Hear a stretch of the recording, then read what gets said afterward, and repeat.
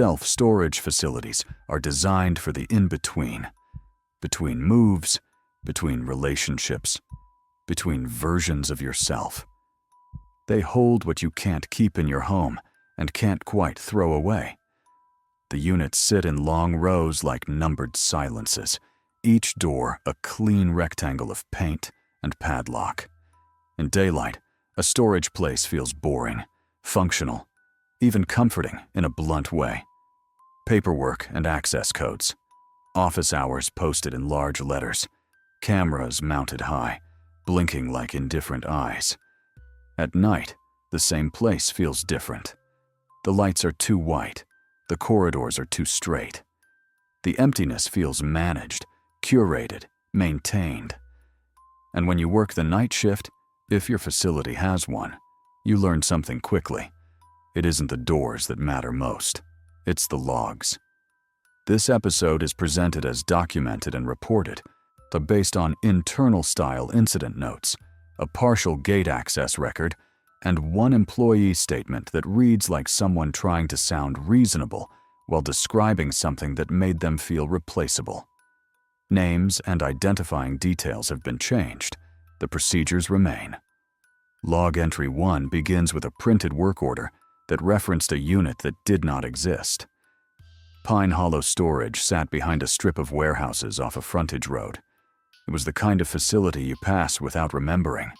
A gate with a keypad, a pole with cameras, a small office up front with a bell on the counter, and a laminated sign that said, in friendly fonts, that management was not responsible for what you chose to store. A closing manager named Eli had worked there for a year. He knew the map by habit. Building A, Building B, Building C. But he knew which units belonged to contractors, which belonged to retirees, which belonged to someone who came every Sunday like a ritual. During a security upgrade, new cameras, new keypad software, corporate introduced overnight coverage. They called it a temporary measure. Eli called it what it was, a quiet penalty for being reliable. His overnight shift was simple on paper. Sit in the office, monitor camera feeds, record gate errors, walk the property every 2 hours. Note anything unusual. Do not engage with renters after posted hours. Call a supervisor only for emergencies. On his second week, Eli arrived at 10 p.m. to find a printed work order on his desk. No email, no ticket in the system. Paper. Unit C19, inspect latch. Door misalignment. Priority. Eli frowned because he knew Building C ran from C01 to C16. The corridor ended at a concrete wall with a utility panel. There was no C19 in any facility map he had ever seen. He checked the online work order portal. Nothing. He checked the paper binder in the drawer. Nothing. He assumed it was a typo, wrote "Unit not found" across the page, and continued his shift. At midnight, the office printer woke itself up and printed the same work order again. Same wording. Same unit number. Same priority. Eli told himself it was left over in the print queue, a glitch, the kind of explanation that lets you stay calm. At 12:10 a.m., he began his first property walk. He checked the gate. It was locked. The cameras were live. The corridors were empty. Everything looked normal in the way a place can look normal when it's too quiet to contradict you. He walked down Building C. The fluorescent lights hummed above him. The metal doors reflected his flashlight beam in small, dull flashes. C01 through C16 were closed and locked, padlocks hanging like punctuation marks. At the end was the concrete wall and the utility panel. Eli stood there a moment, feeling foolish. Then he noticed something he'd never paid attention to before. A seam in the floor, a line of patched concrete that ran across the corridor near the wall, as if the slab had been cut and repoured. He leaned closer. The utility panel screws looked newer than the rest of the hardware. Shiny. Recently handled. He returned to the office and wrote a note in the overnight log. Work order references non-existent Unit C19. Noted floor seam/patch at end of building C corridor. He tried to treat it like a maintenance observation. The documentation as insulation. At 2 a.m., the gate access log recorded a key code entry labeled Service. The code was not one he recognized. Eli checked the camera feed. The gate did not open. No car approached. No person appeared. The log recorded the same service entry again. Then again. Like someone typing a code into a door that wasn't responding. Eli called the corporate after-hours number. It went to voicemail. He watched the Building C camera feed. The corridor was empty. At 2:14 a.m., the feed flickered, a brief distortion, like a dropped frame. When it stabilized, the end of the corridor looked wrong. Not dramatically wrong, just extended. The wall looked farther back, as if the hallway had gained several feet. Then, on the camera feed, a roll-up door appeared where the wall should have been. A number stencil on it. C19. Eli grabbed his flashlight and walked down the corridor again, telling himself it was a camera bug. When he arrived at the end, the wall was still there. No door, no extra unit. But the utility panel was open. Not wide open, just unlatched, hanging a fraction of an inch, like someone had closed it gently and missed the catch. Eli did not remember touching it. He pulled it shut. It clicked. Back in the office, the camera feed still showed the door. C19, as if the feed and the building had disagreed about what was real. At 3 a.m., the printer produced a third copy of the work order. This time, it included a second line beneath Inspect Latch. Do not attempt entry. Eli later said that was the moment he stopped feeling like a manager and started feeling like someone being managed. The instruction wasn't for a tenant. It was for him. And it assumed a temptation, an impulse to open a door that officially did not exist. He stayed in the office the rest of the night, watching the feed. At 4:22 a.m., the camera flickered again and the door vanished. The wall returned. At sunrise, when his supervisor finally responded, the message was blunt. There is no C19. Eli requested footage. Corporate said the camera system overwrote footage every 24 hours unless flagged, and they found no anomaly to flag. When Eli checked his logbook later, he found his note about the door crossed out in thick black ink he didn't remember using. Next to it, in neat printed letters, someone had written a single word. Resolved. That was log entry 1. A door that existed in the feed, instructions printed like policy, and a record that corrected itself. That was log entry 1. And the next part begins when Eli tried to treat the facility like a business again, until the business treated him like a liability. Log entry 2 begins with an audit and a hold unit that did not behave like a tenant's property. After the C19 incident, Eli tried to keep his head down. He focused on routine, gate checks, camera checks, nightly walks. He told himself that if he acted normal, the building would act normal back.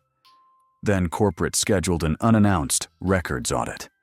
2 people arrived mid-afternoon in plain clothes and plastic visitor badges. They introduced themselves with last names only. They asked for the unit roster, delinquency list, and holds. Eli asked what holds were. One auditor looked at him as if he'd missed a memo. Administrative holds, they said. Units restricted from standard access. Eli knew about lien units for delinquent renters. He knew about units temporarily locked due to police requests in rare cases. But administrative holds sounded like something bigger than delinquency. It sounded like ownership without visibility. The auditors walked the facility with Eli trailing.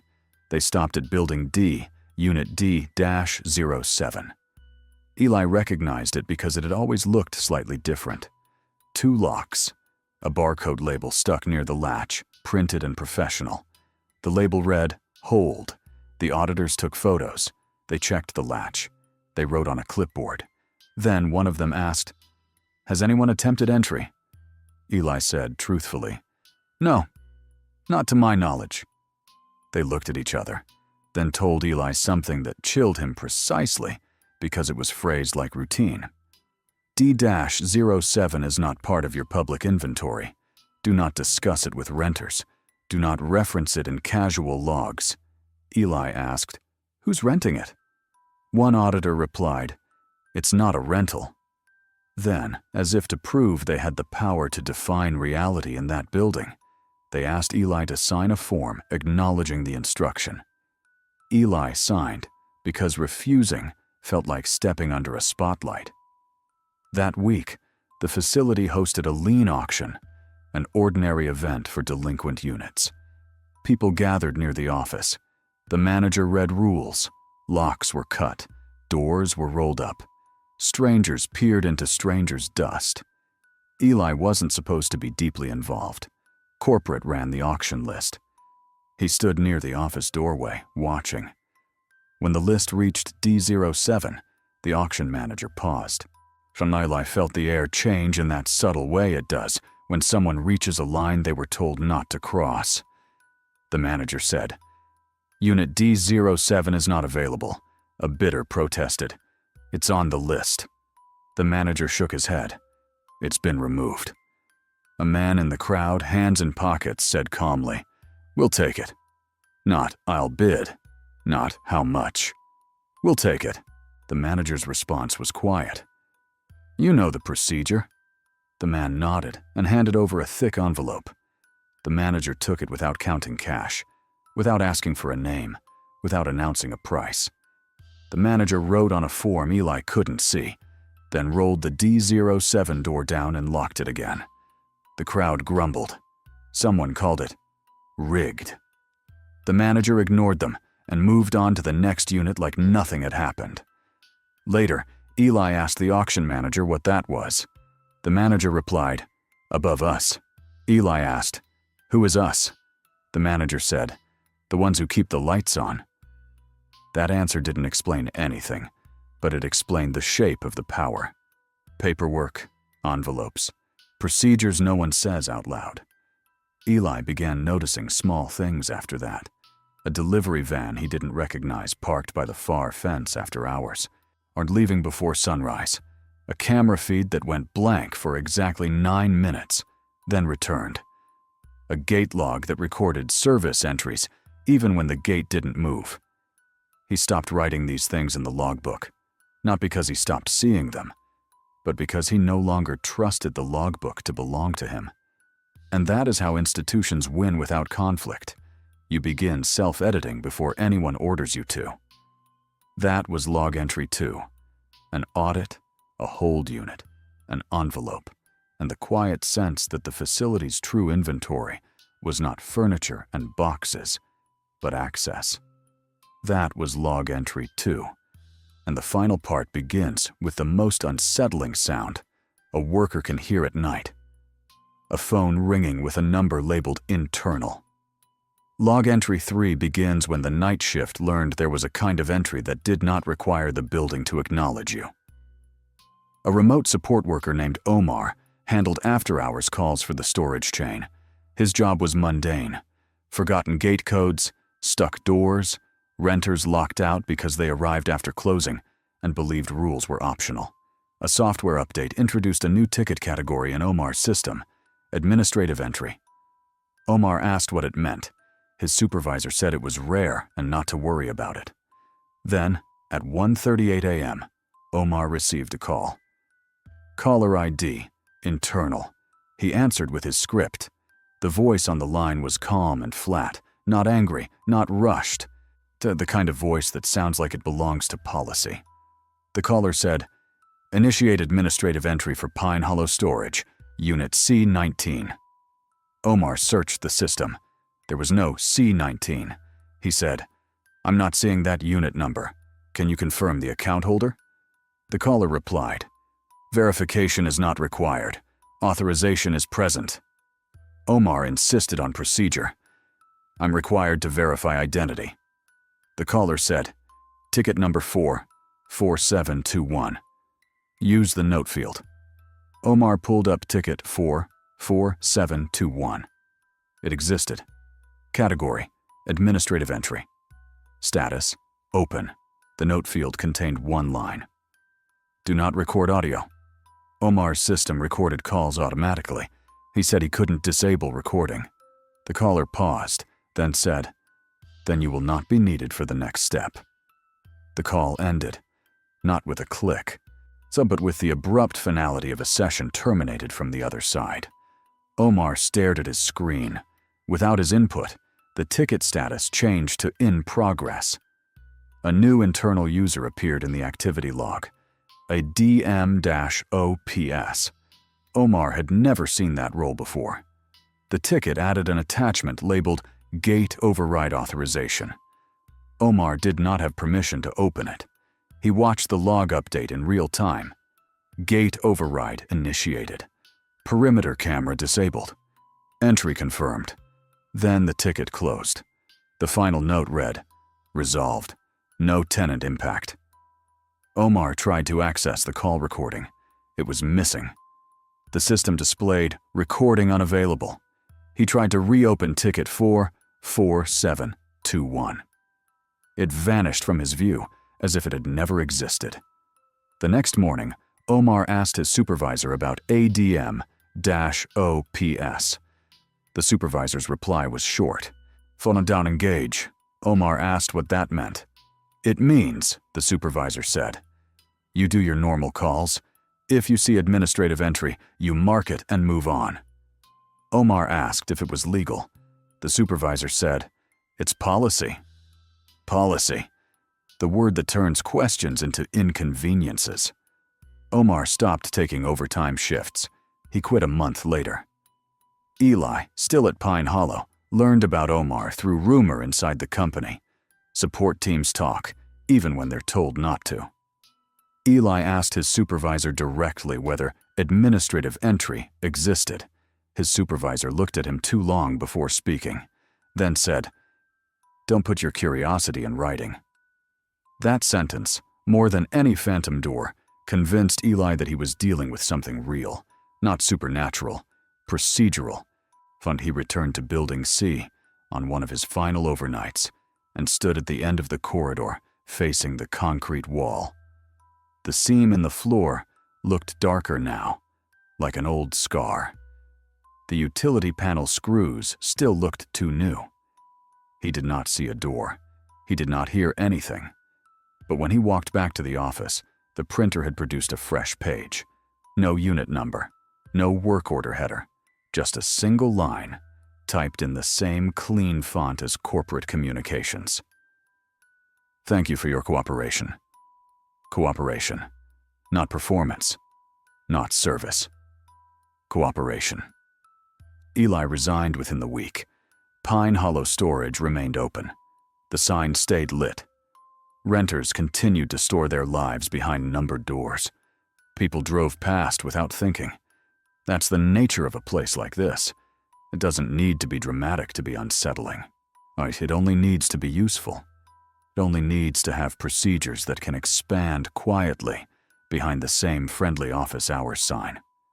Self-storage is built for what you want to forget.